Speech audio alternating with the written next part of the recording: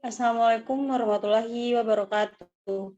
Perkenalkan kami dari kelompok 4 ingin mempresentasikan hasil diskusi yang kami bahas, yaitu pertemuan ke-15 tentang pemeriksaan dan putusan pengadilan pajak. Baiklah, alangkah baiknya saya memperkenalkan anggota kelompok 4 terlebih dahulu. Yang pertama saya Widya Yuningrum. Perkenalkan, saya Nanda Resta sebagai anggota kelompok. Perkenalkan, saya Regina Rahma Putri sebagai anggota kelompok. Perkenalkan, saya Rimas Vinta Tiksi sebagai anggota kelompok.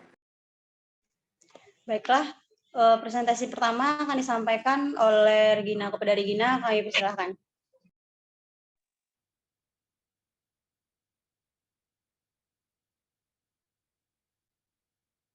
A. Pemeriksaan pengadilan pajak.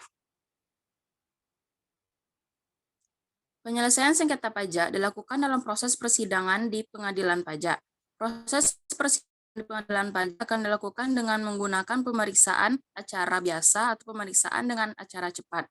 Kedua jenis pemeriksaan tersebut memiliki proses dan ketentuannya masing-masing. Jenis-jenis sidang pemeriksaan yang pertama, pemeriksaan dengan acara biasa dilakukan oleh majelis yang terdiri dari hakim ketua, anggota, dan panitera dan dihadiri oleh terbanding dan apabila dipandang perlu, pemohon banding atau penggugat atau jasa hukumnya. Yang kedua, pemeriksaan dengan acara cepat dilakukan oleh hakim tunggal dan dihadiri oleh terbanding dan apabila dipandang perlu, pemohon banding atau penggugat atau kuasa hukumnya. Saya kembalikan kepada moderator. Baik, terima kasih kepada Regina. Presentasi selanjutnya akan disampaikan oleh Nanda. Kepada Nanda, kami persilahkan. B. Putusan pengadilan pajak. Putusan pengadilan pajak diambil berdasarkan hasil penilaian, pembuktian, dan berdasarkan peraturan perundang-undangan perpajakan yang bersangkutan, serta berdasarkan keyakinan hakim.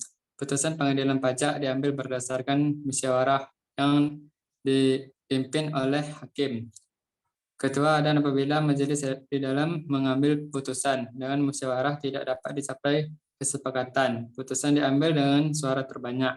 Pelaksanaan putusan pengadilan pajak. Putusan pengadilan pajak langsung dapat dilaksanakan dengan tidak memerlukan lagi keputusan pejabat yang berwenang, kecuali peraturan perundang-undangan mengatur lain, dan putusan pengadilan pajak harus dilaksanakan oleh pejabat yang berwenang dalam jangka waktu 30 hari, terhitung sejak tanggal diterima putusan. Selanjutnya saya kembalikan kepada moderator.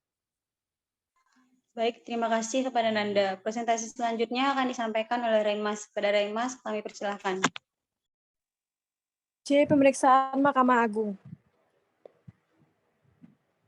Penyelesaian sengketa pajak selama ini dilakukan oleh Badan Penyelesaian Sengketa Pajak atau BPSP berdasarkan Undang-Undang Nomor 17 Tahun 1997 tentang Badan Penyelesaian Sengketa Pajak. Namun, dalam pelaksanaan penyelesaian sengketa pajak melalui BPSP masih terdapat ketidakpastian hukum yang dapat menimbulkan ketidakadilan. Meskipun demikian, masih dimungkinkan untuk mengajukan peninjauan kembali ke Mahkamah Agung. Peninjauan kembali ke Mahkamah Agung merupakan upaya hukum luar biasa, di samping akan mengurangi jenjang pemeriksaan ulang vertikal, juga penilaian terhadap kedua aspek pemeriksaannya meliputi aspek penerapan hukum dan aspek fakta-fakta yang mendasari terjadinya sengketa perpajakan akan dilakukan sekaligus oleh Mahkamah Agung. D. Putusan Mahkamah Agung.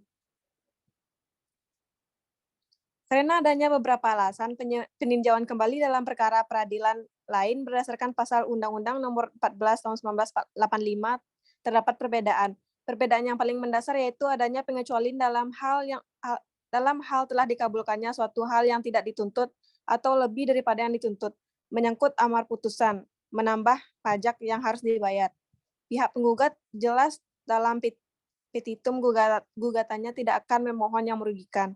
Namun, putusan pengadilan pajak bisa lebih merugikan penggugat setelah mengajukan gugatan.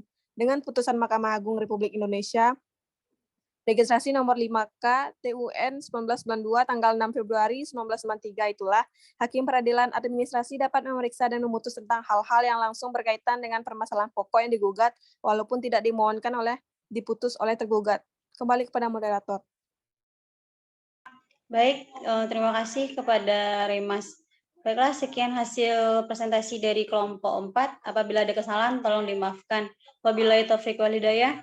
Assalamualaikum warahmatullahi wabarakatuh.